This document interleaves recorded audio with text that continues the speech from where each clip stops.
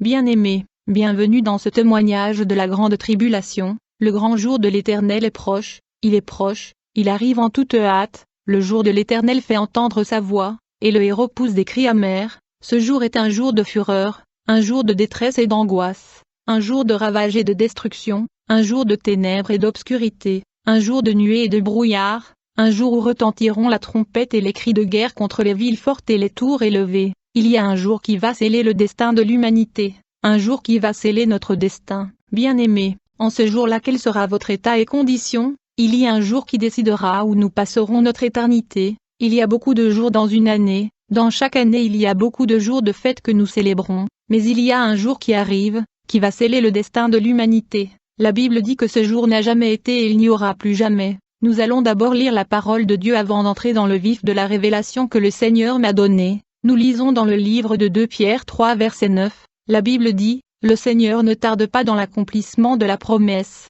comme quelques-uns le croient, mais il use de patience envers vous, ne voulant pas qu'aucun périsse, mais voulant que tous arrivent à la repentance. Le jour du Seigneur viendra comme un voleur, en ce jour les cieux passeront avec fracas, les éléments embrasés se dissoudront, et la terre avec les œuvres qu'elle renferme sera consumée. Puisque donc toutes ces choses doivent se dissoudre, qu'elles ne doivent pas être la sainteté de votre conduite et votre piété, tandis que vous attendez et hâtez l'avènement du jour de Dieu, à cause duquel les cieux enflammés se dissoudront et les éléments embrasés se fondront.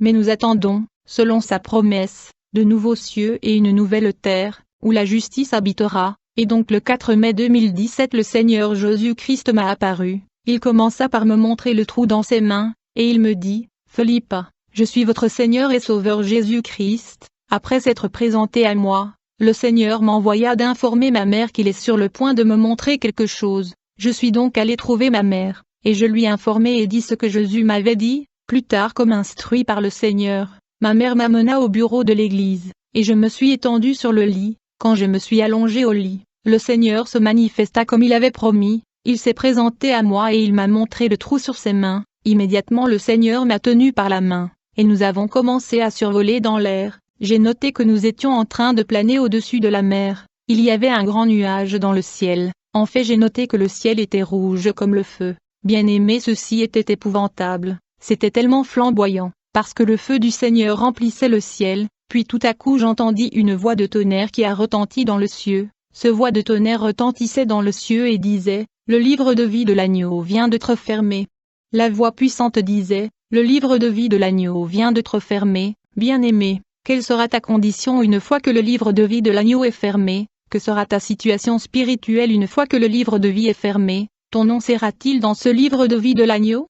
Ou dans le livre de condamnation? Il sera impossible pour nous d'avoir encore nos noms dans le livre de vie une fois que ceci est fermé. En ce jour-là, aucune quantité de richesse et possessions terrestres ne pourra nous sauver. Le Seigneur me dit que le livre de vie de l'agneau n'est pas encore fermé, mais très bientôt, le livre de vie sera fermé. Malheur à ceux qui n'auront pas leur nom écrit dans le livre de vie, il serait préférable pour eux de ne même pas naître. Le Seigneur me dit, tu dois avertir mon peuple afin qu'il soit prudent et en état d'alerte. J'étais avec le Seigneur dans les airs, immédiatement après le retentissement de la voix qui annonçait la fermeture du livre de vie de l'agneau. Bien-aimé, j'ai vu des gratte-ciel et les villes entières s'effondrer et se dissoudre par le feu. J'ai vu les montagnes être déplacées de leur place. Je ne sais pas qu'est-ce qui causait l'effondrement de ces grands bâtiments et la destruction de villes entières, mais tout s'effondrait au sol. Bien-aimé, cet désastre apocalyptique était terrifiant de voir. J'ai dit bien tout s'effondrait au sol. Bien-aimé, un jour arrive où tout ce que nous voyons sera consumé par le feu.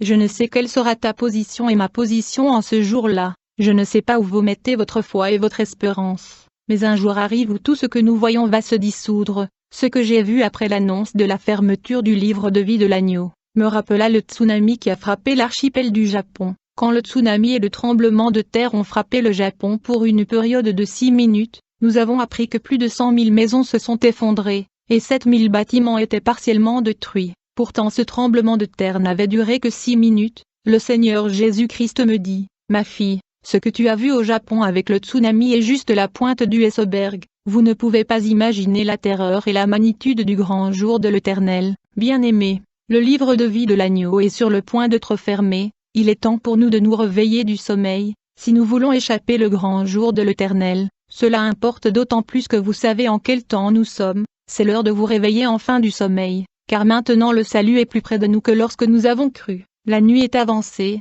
le jour approche, dépouillons-nous donc des œuvres des ténèbres, et revêtons les armes de la lumière, marchons honnêtement comme en plein jour, loin des excès et de l'ivrognerie, de la luxure et de l'impudicité, des querelles et des jalousies. Bien-aimés, ce jour-là votre compte bancaire ne servira à rien, tout ce que vous avez acquis sur la terre ne servira à rien, et dans cette vision, le Seigneur me montra l'attitude des hommes envers leur avoir et possession, ces gens qui avaient passé leur vie à accumuler les biens de ce monde. En ce jour-là, ils se comportaient comme si leur avoir et acquisition étaient nuls et sans importance. Ils savaient que leur argent et possession n'allaient pas le sauver, et pourtant ils avaient passé toute leur vie à chercher les biens de ce monde. Bien-aimés, une fois que le livre de vie de l'agneau sera fermé, comment pourrions-nous remettre nos noms dans ce livre une fois qu'il est fermé?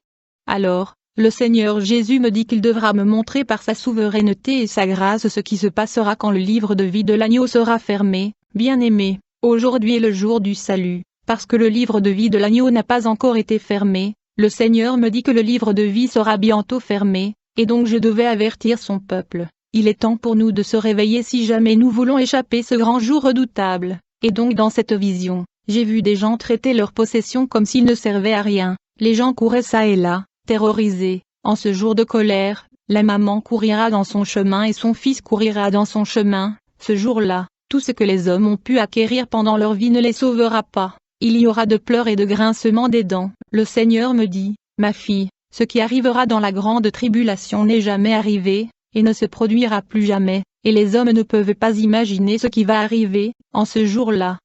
Seulement ceux qui ont leur nom écrit dans le livre de vie qui seront sauvés, seulement ceux qui aiment le Seigneur plus que les choses de ce monde qui seront sauvés, seulement ceux qui ont cherché le ciel par-dessus les richesses, positions et acquisitions de ce monde qui seront sauvés. Mais quelle sera votre condition et votre situation ce jour-là? Le Seigneur nous fasse grâce, alors. Le 9 mai de cette année 2017, pendant la prière d'adoration, le Seigneur Jésus se révéla à moi, et il me dit, ma fille, il y a quelque chose que je dois vous révéler, va avertir ta mère. Au fait, le Seigneur m'avait promis déjà auparavant qu'il allait me révéler des choses qui vont arriver sur la terre. Plus tard je suis donc allé trouver ma mère qui m'amena dans le bureau de l'église, et elle me fit allonger sur le lit. Peu de temps après m'être allongé, le Seigneur m'apparut et il me dit, je suis Jésus, votre Seigneur et votre Sauveur. Puis il me montra les trous sur ses mains, puis Jésus me dit, je vais vous montrer pourquoi beaucoup de chrétiens vont manquer l'enlèvement. Alors Jésus-Christ m'a emmené à un endroit où je voyais travailler les démons, ils étaient au travail, et ils étaient très occupés, ils semblaient satisfaits dans leur entreprise, en fait je les voyais concevoir, créer et inventer des trucs que les gens du monde utilisent, ils me semblaient satisfaits. Du fait qu'ils réussissaient dans leur besogne, j'ai demandé au Seigneur Jésus-Christ, quelles sont toutes ces inventions? Jésus me dit, l'ennemi le diable est à la base de la création, conception et l'invention des articles et objets que les hommes utilisent sur la terre. Ces inventions et articles font que l'utilisateur, en particulier le chrétien, ait son esprit et pensée concentrés sur les choses de ce monde. Ces objets de vie les cœurs de gens loin de Dieu, et fait sorte qu'ils soient focalisés sur les choses de ce monde. Ces objets et articles étaient des petites choses, mais le diable et les démons les attachaient avec un pouvoir, et une force démoniaque qui poussait les gens à s'éloigner du Seigneur. Ces objets qui sont populaires sur la terre, influencent les utilisateurs et fait qu'ils soient éloignés de Dieu. Il y avait une puissance séducteur sur ces articles et objets conçus dans le royaume des ténèbres, qui étaient supposés ensorceler avant tout les chrétiens et puis la population mondiale. Bien-aimés, les démons conçoivent et inventent des articles et des objets que nous utilisons sur la terre. Ces articles contiennent une puissance qui a pour but de détruire notre engagement envers le Seigneur. Ces inventions et articles contiennent un pouvoir qui est susceptible de détruire la vie de prière, la foi et l'attachement au Seigneur. Certains habits, produits de beauté, nourriture, inventions technologiques comme le téléphone et ordinateur affectent la vie chrétienne et la méditation de la parole. Ces objets nous envoûtent et nous poussent à fixer nos yeux sur les choses de ce monde, qui est gardé pour être détruit. Nous vivons dans des mauvais jours, et donc nous devons être prudents et souples. Nous devons prier pour chaque article et objet que nous achetons, parce que le diable est si subtil et malin, il travaille de diverses manières pour nous éloigner du chemin étroit, il fabrique de contrefaçons de tout ce que nous utilisons sur la terre, raison pour laquelle la Bible dit, entrez par la porte étroite, car large est la porte, spacieux est le chemin qui mène à la perdition, et il y en a beaucoup qui entrent par là, mais étroite est la porte, resserré le chemin qui mène à la vie, et il y en a peu qui les trouvent. Le Seigneur m'a dit que l'un des inventions que les démons utilisent est le téléphone portable. Ces démons causent la dépendance dans le gadget électronique, afin que les gens n'aient pas le temps pour les choses Seigneur. Ils veulent détourner l'humanité de Dieu. Jésus me dit, l'une des choses que le diable utilise contre l'Église est le sommeil. Les démons rendent le sommeil si doux afin d'empêcher le chrétien de se réveiller la nuit pour prier. Bien-aimés, nous devons nous réveiller, nous devons veiller et prier, car le temps du sommeil est révolu. Le temps de dormir confortablement est révolu. Nous devons comprendre que chaque nouvelle invention dans ce monde peut constituer un point de contact. Cela peut être les habits de la mode, le produit de beauté, la nourriture, les chaussures, la technologie, les cheveux artificiels. Le diable utilise tout ce que nous utilisons sur la terre afin de détruire notre vie de prière, la méditation de la parole et l'attachement au Seigneur. Il faut donc prier sans cesse, priez pour ceux que vous achetez au marché. Jésus me dit, le diable a remarqué que l'Église est consciente des choses qui les empêchent d'aller au ciel, il a décidé de trouver de petites choses sur lesquelles il met sa puissance, les choses qu'on aurait cru être innocents, les choses qui n'ont pas notre attention, afin d'attraper les croyants. C'est le moment d'être vigilants. Séparons-nous des choses de ce monde. Par la grâce de Dieu, le 15 mai de cette année 2017, j'étais en train d'adorer le Seigneur avec ma mère, quand tout d'un coup j'ai entendu une voix de tonnerre, et j'ai été saisi de peur en écoutant cette voix. J'ai entendu dans le ciel une voix puissante de tonnerre qui disait, « Le grand jour du Seigneur est venu et qui pourra résister ?» Bien-aimé, ce jour-là, le Seigneur ne me dira pas, « Parce que je vous ai montré le ciel et l'enfer, entrez dans mon royaume ». Le Seigneur ne dira pas parce que vous êtes pasteur entrez dans mon royaume. Le Seigneur ne dira pas parce que vous m'avez servi entrez dans mon royaume. Le jugement du Seigneur est effrayant parce qu'il juge même l'intention et le motif du cœur. En ce grand jour de l'Éternel le monde découvrira ce grand Dieu dans sa justice et sa bonté. Il sera juste et bon pour ceux qui marchaient dans la sainteté complète et la séparation du monde, mais il sera un juge et sévère pour ceux qui n'ont pas obéi au plus petit de ses commandements. Bien-aimé, je pleure pour mon âme. Car ce grand jour de terreur est proche, le grand jour du Tout-Puissant arrive et qui sera debout, qui va tenir, alors que j'étais avec Jésus, il me dit, ma fille, je suis allé à l'extrême pour montrer mon amour pour l'humanité, je suis allé à l'extrême pour avertir l'humanité du jugement imminent, et pourtant l'humanité m'a tourné le dos. J'utilise tous les moyens possibles pour parler et avertir l'humanité mais l'humanité me montre la rébellion. Jésus me dit, mon Église doit aller à l'extrême pour se sauver. Mais la façon dont les choses se pressentent, mon peuple n'est pas prêt à aller à l'extrême pour sauver leur âme, pourtant je suis allé à l'extrême pour sauver l'humanité, je fais recours au moyen extrême pour avertir l'humanité, mais puisque mon peuple ne veut pas aller à l'extrême pour se sauver, ils doivent comprendre que le grand jour du jugement sera extrême, nous devons comprendre que ce jour sera extrêmement insupportable pour l'humanité. Le 24 mai 2017 par la grâce et des dieux, le Seigneur Jésus m'a apparu. J'étais dans l'adoration avec ma mère quand le Seigneur me parla, il me dit qu'il voulait me montrer quelque chose. Jésus me dit d'avertir ma maman, et je dis à ma mère ce que le Seigneur m'avait dit, celle-ci me conduisit au bureau de l'église. Je me suis allongée dans le lit, quand le Seigneur m'a apparu, il m'a tenue par la main, il me dit, ma fille, je vais maintenant vous montrer de choses qui vont arriver quand le livre de vie sera fermé, mais n'ayez pas peur. Alors le Seigneur m'amena en enfer. Cet endroit horrible qui est le royaume de démons et des âmes perdues. Dès que nous sommes arrivés, j'ai vu une très grande cage qui était sans limite, je ne pouvais même pas voir la fin de cette cage. Elle était pleine de démons qui y étaient emprisonnés. Bien-aimés, ces démons à l'intérieur de la cage étaient sombres, horribles, repugnants et vilains. J'ai remarqué que certains d'entre eux avaient des yeux sur leur front, et dans de différentes parties de leur corps, et ils semblent agressifs et intenses. Le Seigneur me dit, ma fille, ces démons que vous voyez dans ces cages, ont passé des milliers d'années incarcérés et enfermés dans ces cages qui est leur prison. Ils sont ici emprisonnés, ils attendent le jour où ils seront libérés sur la surface de la terre, pour agresser l'humanité et causer l'affliction à la surface de la terre. Ces démons sont en rage et fureur, ils vont se venger. Bien-aimés, il est écrit dans le livre de l'Apocalypse 9 verset 11, lorsque le 5e ange sonna de la trompette, et je vis une étoile qui tomba du ciel en la terre, et la clé du puits de l'abîme lui fut donnée. Et il ouvrit le puits de l'abîme et une fumée monta du puits comme la fumée d'une grande fournaise, et le soleil et l'air furent obscurcis de la fumée du puits, et de la fumée du puits sortit des sauterelles qui se répandirent sur la terre, et il leur fut donné une puissance semblable à la puissance qu'ont les scorpions de la terre. Il fut instruit de nuire aux hommes qui n'ont point la marque de Dieu sur leur front, et il leur fut permis non de les tuer, mais de les tourmenter durant 5 mois. et leurs tourments sont semblables aux tourments que donne le scorpion quand il frappe l'homme, et en ces jours-là les hommes chercheront la mort mais ils ne la trouveront point, et ils désireront de mourir mais la mort s'enfuira d'eux. Ces démons avaient pour roi au-dessus de l'ange de l'abîme, appelé Abaddon, en grec Apollyon. Alors le Seigneur Jésus me dit, pendant la grande tribulation la colère de ce démon emprisonné dans l'abîme va se déferler contre les hommes qui ont rejeté sa mort,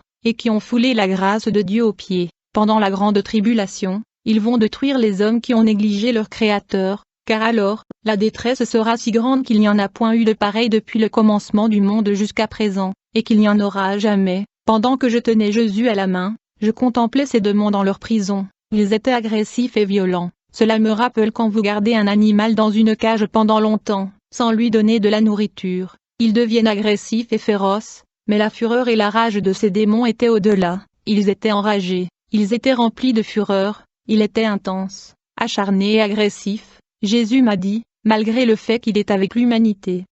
Nous subissons encore le attaque démoniaque du royaume satanique. Maintenant imaginez quand il va enlever de la terre ce qui lui appartenait, et quand il va enlever et déplacer l'Esprit Saint de la surface de la terre. Juste essayez d'imaginer la condition du monde qui sera conquis par ces démons qui sont sans pitié, et qui sont remplis de rage et de fureur. Jésus me dit, imaginez quand la restriction et le limite que j'ai placé sur ces démons seront enlevés, imaginez quand ils seront mis en liberté, et quand ils vont investir la surface de la terre. Jésus me dit, une fois que je soumets les noms contenus dans le livre de vie à mon Père, ces démons qui sont en prison depuis plusieurs millénaires monteront sur la terre. Juste imaginez la destruction et la calamité qui va s'abattre sur le monde. Mais il faut savoir que le Saint-Esprit qui les retient sera très bientôt enlevé. Bien-aimés, ces démons épouvantables tomberont sur l'humanité avec violence, férocité et acharnement.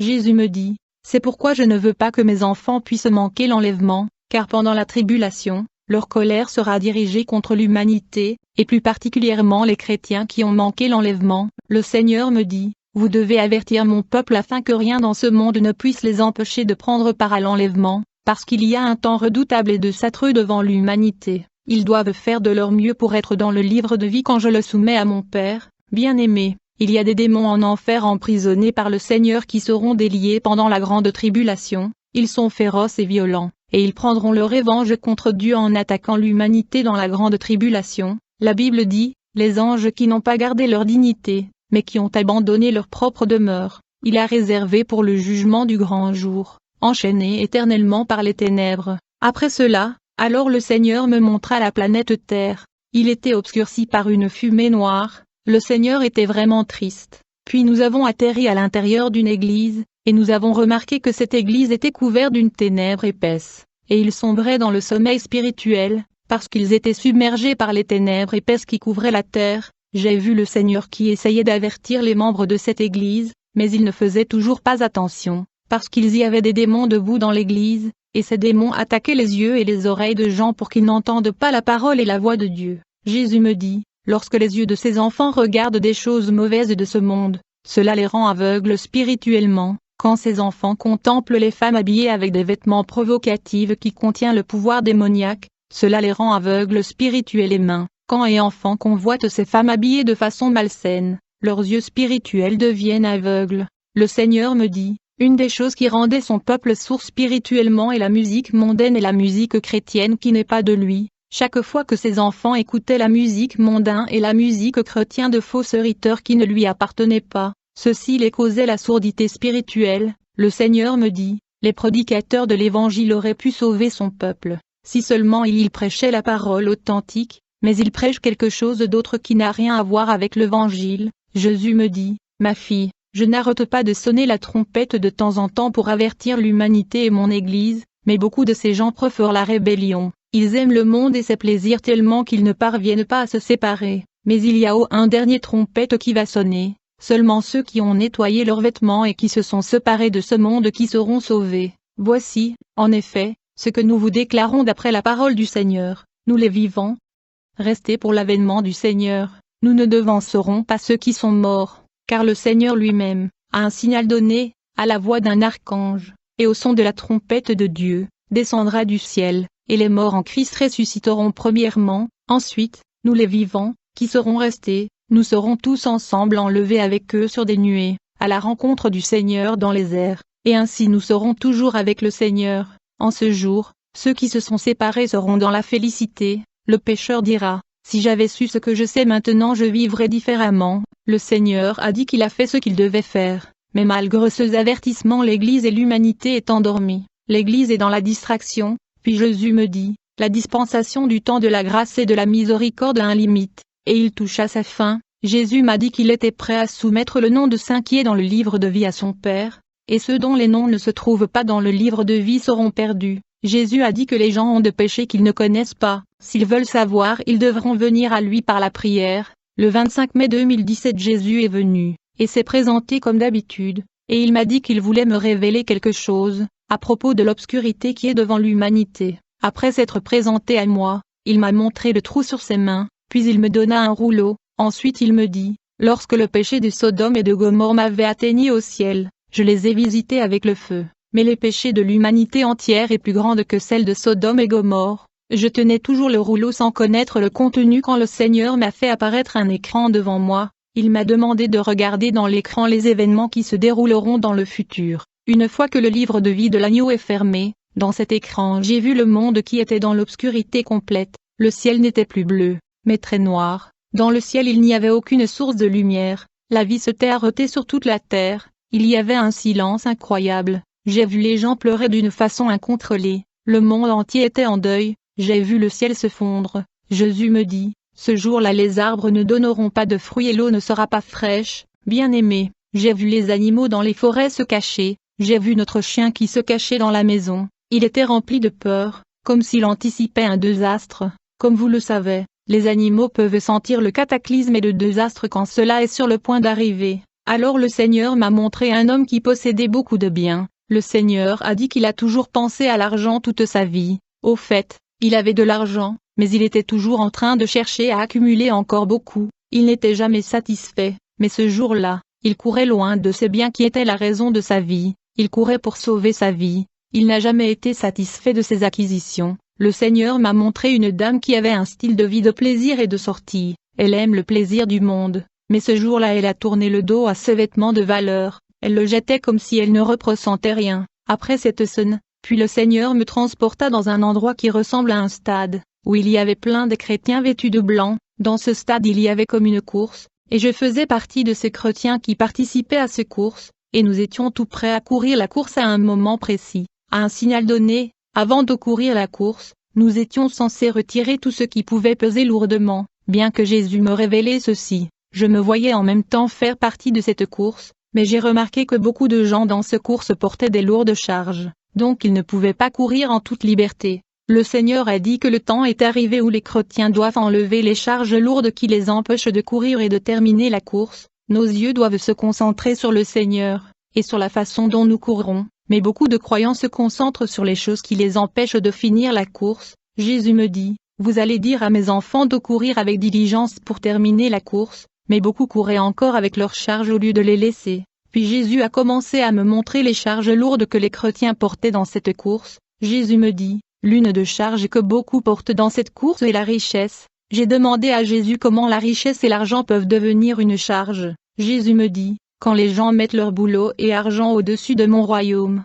ne voulant plus aller à l'église et me servir à cause du boulot, leur travail et l'argent deviennent une charge les empêchant de courir la course pour moi. Beaucoup de mes enfants ne peuvent pas venir à l'église à cause de leur travail, c'est là la charge lourde de la richesse qui les empêche de courir correctement. Ils ne peuvent pas me servir à cause du boulot. Puis, le Seigneur m'a montré une dame qui pensait à la façon dont elle s'habillait quand elle était dans le Seigneur. Elle a commencé à souhaiter qu'elle revienne au monde pour s'habiller en mode. Puis le Seigneur m'a montré une femme qui portait des lourdes bottes noires. Elle ne pouvait pas courir correctement. Le Seigneur me dit que ce bottes lourdes constitue une charge qu'elle porte. En fait, elle a une double vie qui l'empêche de courir dans cette course. Puis j'ai vu un groupe de chrétiens avec des taches dans leurs vêtements blancs. Le Seigneur me dit que ces taches représentent le péché secret qu'elles entretiennent dans leur vie. Le Seigneur pouvait voir ces péchés. Certaines personnes sont saintes dans l'Église, et pourtant elles ont de péchés secrets que le Seigneur peut voir. Il se lèvera en tant que juge ce jour-là pour exposer ce péché. Parmi ces gens portant de vêtements avec taches et ayant le péché secret, le Seigneur m'a montré une femme qui n'était pas bien traitée par son mari. En conséquence, Elle a développé l'animosité et la rancune dans son cœur, qui est devenue une charge l'empêchant de courir la course. Le Seigneur m'a montré un homme, il vivait dans la sainteté, mais alors il s'est trouvé dans une situation où il a trouvé que le mensonge était la meilleure option. Il pensait que personne ne saura la vérité, il considérait cela un petit péché, il trompait les gens afin d'échapper aux conséquences de cette situation, donc il ne pouvait pas courir la course. Le Seigneur me dit, il ne valorise pas la vie éternelle, il ne le considère pas comme quelque chose de grand prix, autrement, il n'allait pas mettre en danger son éternité. Alors le Seigneur m'a montré une femme portant son enfant dans cette course. J'ai demandé au Seigneur, prendre soin de son enfant est-il un péché? Le Seigneur me dit non. Jésus me dit, cette femme a mis son enfant devant moi, elle aurait pu me servir et remettre l'enfant entre mes mains. De cette façon, elle aurait pu courir la course correctement, mais la voici courir avec son enfant dans ses mains qui la ralentit.